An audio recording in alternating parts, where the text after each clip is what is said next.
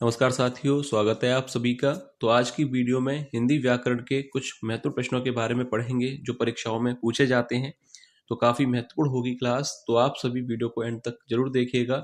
और जो भी विद्यार्थी पहली बार क्लास ले रहे हैं, चैनल को सब्सक्राइब जरूर कर लें, क्योंकि ऐसे ही प्रश्न चैनल पर डेली कराए जा रहे हैं। तो आप अपनी तैयारी के लिए चैनल से जुड़ सकते हैं। तो चलिए वीडियो को शुरू करते हैं और देखते हैं आज का पहला प्रश्न। सत्य में जिसका दृढ़ विश्वास हो वाक्यांश के लिए एक शब्द होगा।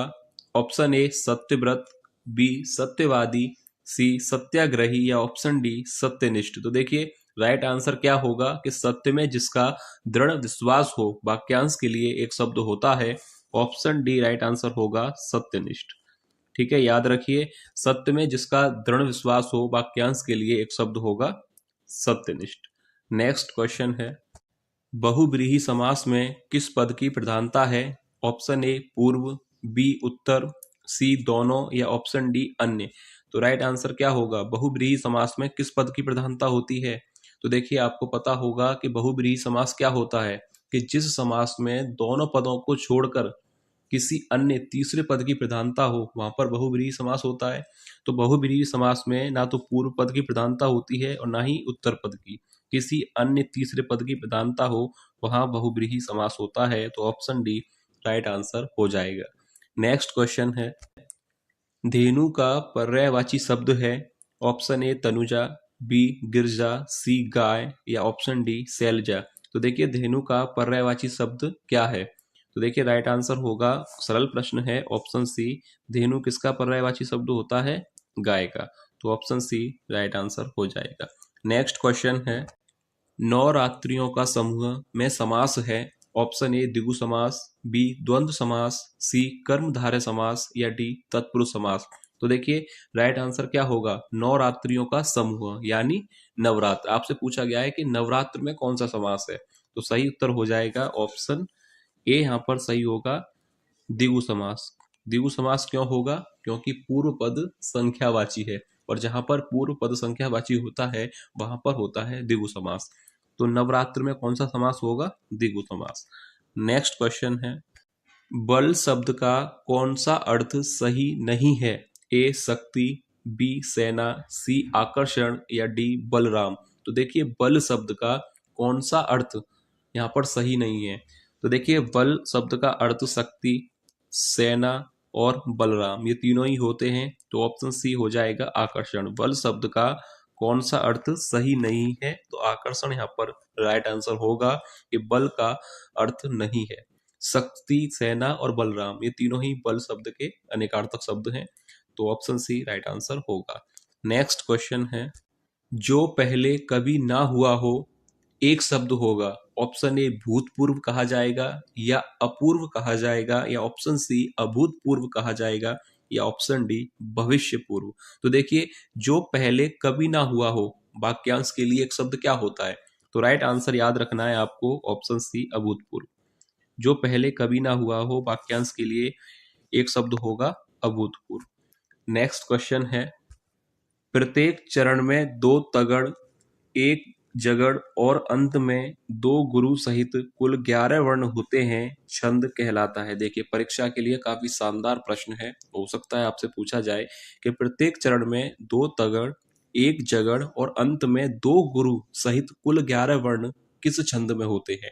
ऑप्शन ए इंद्र वज्रा या ऑप्शन बी उपेंद्र वज्रा या सी सवैया या ऑप्शन डी हरिगीत का।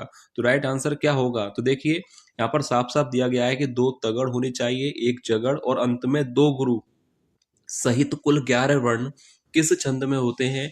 तो राइट आंसर याद रखिए, ऑप्शन बी यहाँ पर राइट आंसर हो जाएगा। किस में होते हैं, किस छंद में होते हैं, उपेंद्र वज्रा में। तो राइट आंसर ऑप्शन बी होगा और परीक्षा के लिए महत्वपूर्ण प्रश्न की श्रेणी में आएगा, और अच्छी तरह से इसका आंसर देख लीजिएगा। नेक्स्ट क्वेश्चन है, विपत काल का संधि विच्छेद होगा। ऑप्शन दिए गए हैं, तो राइट आंसर क्या होना चाहिए, विपत काल शब्द का संधि विच्छेद कौन सा होगा। तो देखिए ऑप्शन सी और डी ये दोनों तो गलत हैं, इसमें तो कोई दिक्कत नहीं है, सी और डी तो गलत हैं। अब या तो आंसर ए होगा या आंसर बी, पर यहाँ पर सही उत्तर क्या होगा, ऑप्शन ए। ऑप्शन ए बिल्कुल राइट आंसर होगा। यहाँ पर विपत् काल है, यहाँ पर देखिए विसर्ग भी पीछे दिया गया है। विपत् काल का संधि विच्छेद होगा विपत् प्लस काल। और यह किस संधि का उदाहरण है? यह एक व्यंजन संधि का उदाहरण है, याद रखिएगा।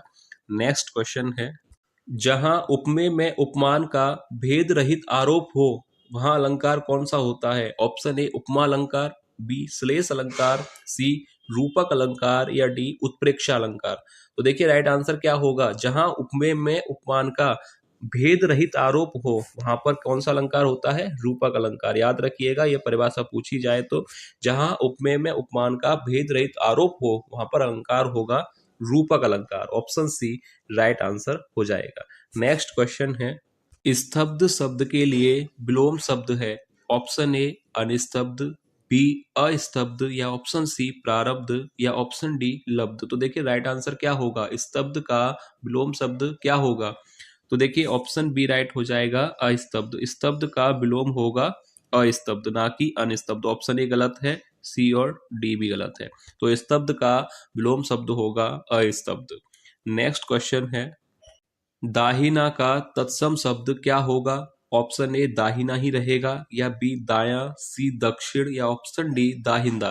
तो देखिए दाहिना का तत्सम शब्द हो जाएगा, दाहिना तद्भव शब्द है और दाहिना का तत्सम शब्द होगा ऑप्शन सी दक्षिण।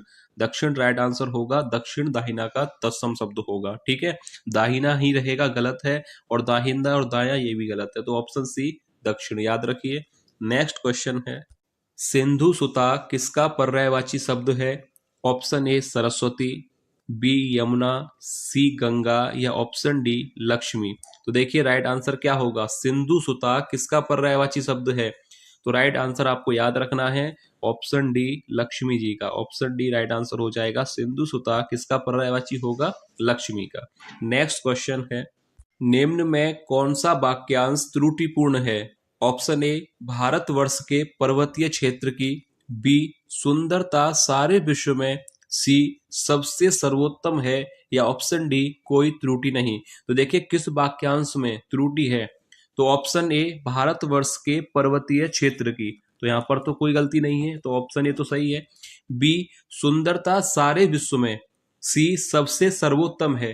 तो देखिए त्रुटिपूर्ण वाक्यांश होगा ऑप्शन सी, क्योंकि सबसे सर्वोत्तम नहीं होगा। यहाँ पर क्या वाक्य होना चाहिए था कि भारतवर्ष के पर्वतीय क्षेत्र की सुंदरता सारे विश्व में सर्वोत्तम है। यहाँ पर सबसे सर्वोत्तम आएगा, ये गलत है, क्योंकि सर्वोत्तम का ही अर्थ होता है सबसे उत्तम। तो यहाँ पर ऑप्शन सी में त्रुटि दी गई है, सबसे यहाँ पर नहीं होना चाहिए था, सबसे गलत है, सिर्फ और सिर्फ सर्वोत्तम ही होना चाहिए था।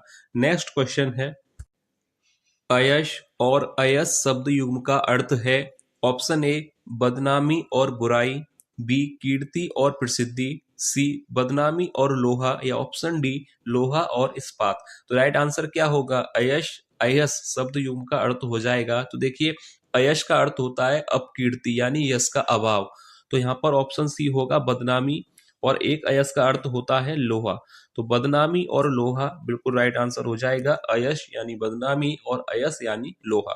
ऑप्शन सी राइट आंसर होगा। नेक्स्ट क्वेश्चन है, सतमन्यु किसका पर्यायवाची है?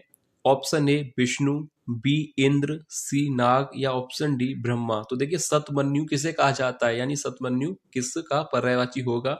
तो ऑप्शन बी आपको याद रखना है, किसका होगा? इंद्र का। ऑप्शन बी राइट आंसर हो जाएगा। सतमन्यु किसका पर्याय होता है? तो सतमन्यु होता है ऑप्शन बी इंद्र का। नेक्स्ट क्वेश्चन है, सुगम शब्द में प्रयुक्त उपसर्ग है। ऑप्शन ए सु, बी स या ऑप्शन सी सुग या ऑप्शन डी गम। तो देखिए सुगम शब्द में जो उपसर्ग होगा ऑप्शन ए ही यहाँ पर सही होगा, ऑप्शन ए यानी सु। याद रखिएगा सुगम शब्द में उपसर्ग क्या हो जाएगा? सरल प्रश्न है, ऑप्शन ए ही राइट आंसर होगा। नेक्स्ट क्वेश्चन है, वर्ण शब्द का उचित अर्थ होगा। ऑप्शन ए शब्द, बी समूह, सी रंग या ऑप्शन डी वर्ग। तो राइट आंसर क्या होगा? वर्ण शब्द का अर्थ क्या होगा? तो वर्ण का अर्थ होता है रंग के लिए, तो ऑप्शन सी राइट आंसर हो जाएगा।